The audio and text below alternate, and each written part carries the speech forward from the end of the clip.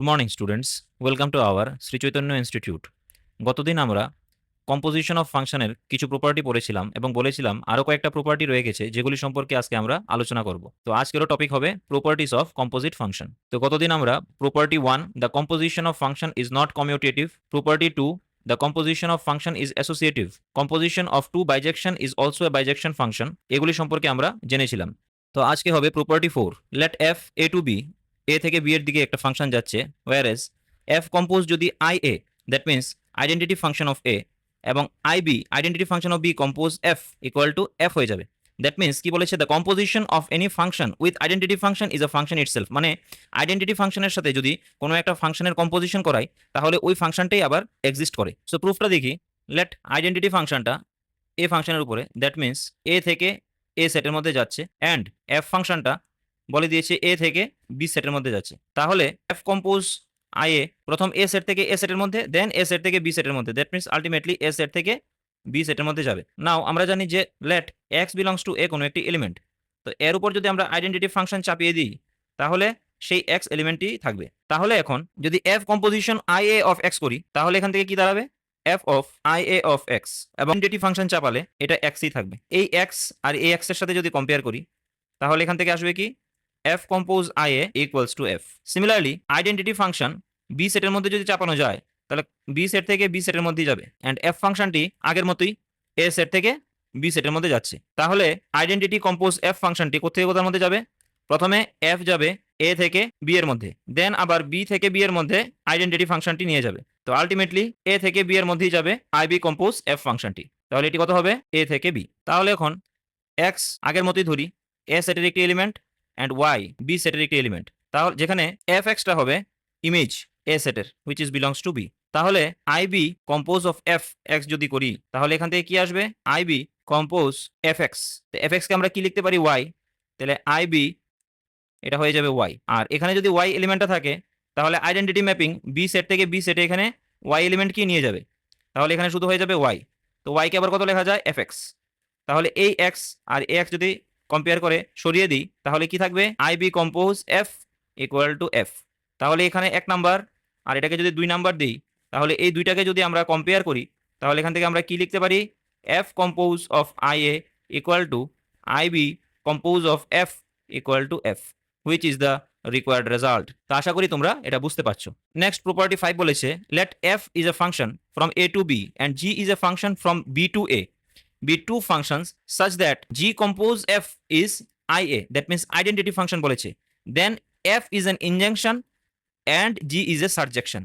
এই যে থিওরামটা এটা একটা খুবই গুরুত্বপূর্ণ থিওরাম এবং আগামী দিনে এটা খুব কাজে আসে। তো এখানে গিভেন কি দেওয়া হয়েছে, f একটা ফাংশন ফ্রম a সেট থেকে b সেটের মধ্যে যাচ্ছে, অ্যান্ড g একটা ফাংশন ফ্রম b সেট থেকে উল্টা আবার a সেটের মধ্যেই যাচ্ছে। যদি পিকচারটা দেখি, এটাকে a সেট, এটাকে b সেট, এটাকে আবার a সেট নিলাম, তাহলে f একটা ফাংশন a সেট থেকে, ধরো এটা যদি x হয় এটা হয়ে যাবে fx, এবং b সেট থেকে g আবার এটাকে a সেটের দিকেই নিয়ে যাচ্ছে, এটা হবে g of f of x।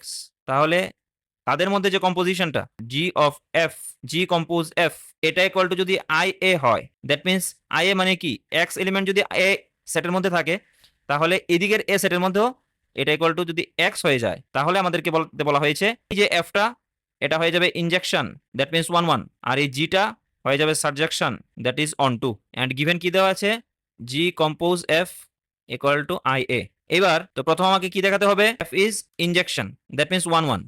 তো 1 দেখানোর শর্ত কি, আমরা পড়েছিলাম f ইকুয়াল টু যদি f y হয়, যদি আমরা দেখাতে পারি ডোমেনের মধ্যে x ইকুয়াল টু y হবে তাহলেই তো বলে দেবো 1 1, হোয়ার x, y car element, a সেটের এলিমেন্ট। তাহলে এই জায়গাটা আমাকে প্রুভ করতে হবে। তো ধরে দিলাম let F X equal to F of for all X comma Y A সেটের মধ্যে রয়ে গেছে। বোথ সাইডে যদি জি কম্পোজ করে দিই, G of F X, G of F Y, তাহলে এখান থেকে আসবে জি কম্পোজ এফ এর ভ্যালু কত, এখানে দেওয়া আছে গিভেন আই এ, তাহলে আই এ অফ ওয়াই। আর আই এটা কি, এক্স থেকে আবার নিয়ে এক্স এর মধ্যেই ফেলে দেয়, তাহলে এই এলিমেন্টের, এই এক্স এলিমেন্টের উপর যদি আইডেন্টিটি ফাংশন চাপিয়ে দিই তাহলে রেজাল্টেন্ট ভ্যালু আসবে এক্স, আর এটার উপর সেম ভাবে এটা আসবে ওয়াই। তাহলে আমরা ধরেছিলাম F X equal to F Y, আসলো X equal to Y, therefore F is 1 to 1। এবার দেখাতে হবে জি ইজ অন টু, তাহলে জি ফাংশনটা কোথেকে কোথায় যাচ্ছে, g is B to A, এভাবে। তাহলে অন টু দেখাতে গেলে কি করতে হবে, there exist an element in a set for which তার জন্য এখানে একটা এলিমেন্ট এক্সিস্ট করবে যার ইমেজটা এইটা হয়ে যাবে। এভাবে তো আমরা অন্টু দেখাতে পারি। তাহলে আগের মতোই ধরে নিলাম লেট এক্স বিলংস টু এ একটা এলিমেন্ট আছে, যার জন্য ওর যদি আবার এফ এক্স করি তাহলে ইকুয়াল টু ওয়াই আসে, যেটা বিলং করছে বি সেটের মধ্যে। তাহলে এখন এই ওয়াই এলিমেন্টের উপর যদি জি ফাংশনটা চাপিয়ে দিই তাহলে এখান থেকে লিখতে পারি জি অফ ওয়াই এর জায়গায় এফ এক্স, এইটাকে আবার ঘুরিয়ে লিখতে পারি g compose of F x, কারণ কম্পোজিশনের ডেফিনেশন থেকে আমরা এটাই পাই। জি কম্পোজিশন এফ ছিল আই এ, তাহলে এখান থেকে আমরা লিখতে পারি identity element a of x, আর আইডেন্টিটি এলিমেন্ট এখানে চাপিয়ে দিলে এটা হয়ে যাবে এক্স। তাহলে এখান থেকে আমি এই কথা বলতে পারি যে এই এ সেট, এদিকের যেমন এ সেট রয়েছে এটাও তো এ সেট, এই এ সেটের মধ্যে একটা এক্স এলিমেন্ট আছে, ধরো এক্স এলিমেন্ট, এই এক্স এলিমেন্টের জন্য বি সেটের মধ্যে, এই বি সেটের মধ্যে একটা ওয়াই এলিমেন্ট থাকবে যার উপর জি ফাংশন চাপিয়ে দিলে এটা ইকুয়াল টু এক্স চলে আসে। এবার যেহেতু এক্স এখানে আরবিট্রারি, তাহলে এক্স এর ভ্যালু আমরা যে কোনো এলিমেন্ট নিতে পারি এই এ সেট থেকে। এইভাবে আমরা দেখাতে পারি যে জি ইজ অন টু। থিওরামটা খুবই গুরুত্বপূর্ণ, আবারও বলছি পরবর্তী সময়ে অঙ্ক করার ক্ষেত্রে এটা খুব কাজে লাগে। যদি না বুঝে থাকো তাহলে কমেন্ট বক্সে তোমরা আমাকে জানিও, আমি আবার এটাকে বলার চেষ্টা করব। নেক্সট থিওরাম হচ্ছে লেট এফ একটা function A to B, G একটা function B to A, be two functions such that F compose G equal to function of B. দেখো এখানে বি পরেরটা এসছে, তখন তোমাকে দেখাতে হবে G is an injection and F is a surjection. মানে কি বলেছে, এফ আগের মতোই same, F A to B একটা ফাংশন নিলাম অ্যান্ড জি বি টু এ একটা ফাংশন নিলাম। আর এখানে বলে দেওয়া হয়েছে কি এফ কম্পোজ জি, আগের বার ছিল G compose F, F compose G আগের বার ছিল equal to identity of A, আর এবার বলেছে আইডেন্টিটি অফ বি পরেরটা। দেন জি প্রথমে এদিকেরটা যেটা আগে এদিকেরটা ছিল 1 1, এখনো এদিকেরটা দেখাতে হবে 1 ইনজেকশন, আর এফ লেফট সাইডেরটা দেখাতে হবে সাবজেকশন বা অনটু। আগেরটা যদি তোমরা বুঝে থাকো এই প্রুফটা তোমরা ইজিলি করতে পারবে, বাড়িতে চেষ্টা করবে। তো আজকে last property 7, let F A to B একটা function and G B to C একটা function, two functions, then G compose F, এক নাম্বারটাই ধরি, জি কম্পোজ এফ কোথায় যাবে এ থেকে সি এর মধ্যে, কারণ এফ প্রথম যাচ্ছে এ থেকে বি এর মধ্যে, তারপর জি নিয়ে যাচ্ছে বি থেকে সি এর মধ্যে, এফ নিয়ে যাচ্ছে এ থেকে বি এর মধ্যে, জি নিয়ে যাচ্ছে বি থেকে সি এর মধ্যে, তাহলে জি কম্পোজ এফ হয়ে যাবে এ থেকে সি এর মধ্যে।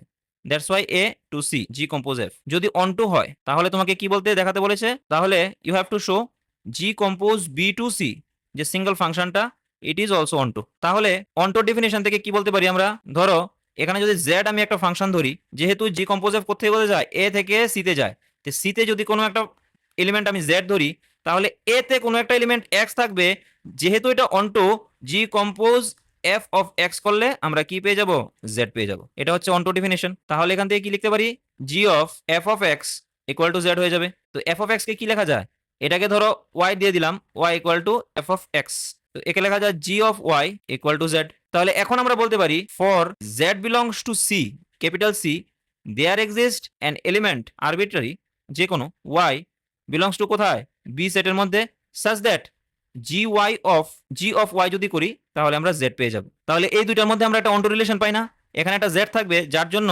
আমরা একটা আরবিট্রারি ওয়াই পাবো যার জি ফাংশন করলে এই ইমেজটা জেড হয়ে যাবে। দেয়ারফর এখান থেকে আমরা বলতে পারি জি ইজ অন টু হওয়ার তোমাদের দুইটা ডেফিনেশনই শিখে রাখতে হবে।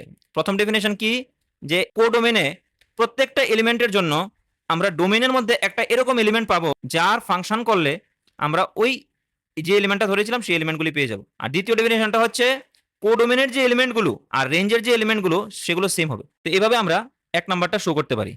দুই নাম্বারটা তোমরা বাড়িতে চেষ্টা করো, g compose f from A to C আগের মতোই যদি 1 হয় তাহলে এফ যে ফাংশনটা সেটা 1 হয়ে যাবে। এবার 3 নাম্বার প্রপার্টির এখান থেকে দেখি, g compose f A to C এর মধ্যে এটা onto and G B to C এর মধ্যে 1 1, you have to show f A to B is onto. ছবিটা যদি একটু দেখি, কি বলা হচ্ছে, জি কম্পোজ এফটা এ থেকে সি এর মধ্যে একটা অনটো ফাংশন হবে। তো এটার ভ্যালু যদি সাপোজ ধরো জেড ধরে নিই, তাহলে এখান থেকে লিখতে পারি for all Z belongs to C there exist X কোথায়, belongs to A, such that G compose F of X যদি করি তাহলে কি পাবো, জেড পাবো। এটাই তো অনটো ডেফিনেশন। আবার জি ফাংশনটা ফ্রম বি টু সি বলেছে 1 1, তো 1 এর জন্য কি হবে, since G 1 therefore for Y belongs to A B সেটটার মধ্যে থাকলে জি ওয়াই কি পাবো, এই জেড ইউনিক ভাবে পাবো, যেহেতু এটা 1। তো পার্টিকুলার ওয়াই এলিমেন্টটা কোনো একটা নির্দিষ্ট জেড এলিমেন্টের সাথেই গিয়ে ম্যাপ করবে, এটাই ওয়ানের ডেফিনেশন। তো এবার এদিকে আসি, G compose of F X, জেডকে আমরা এখান থেকে লিখতে পারি জি অফ ওয়াই। তো এটাকে লেখা যায় G of F of X equal to G of Y.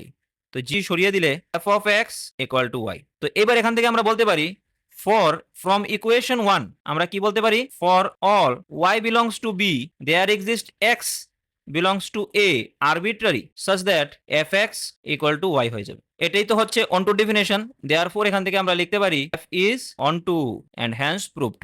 এভাবে আমাদের 3 নাম্বারটা প্রুফ হয়ে গেল।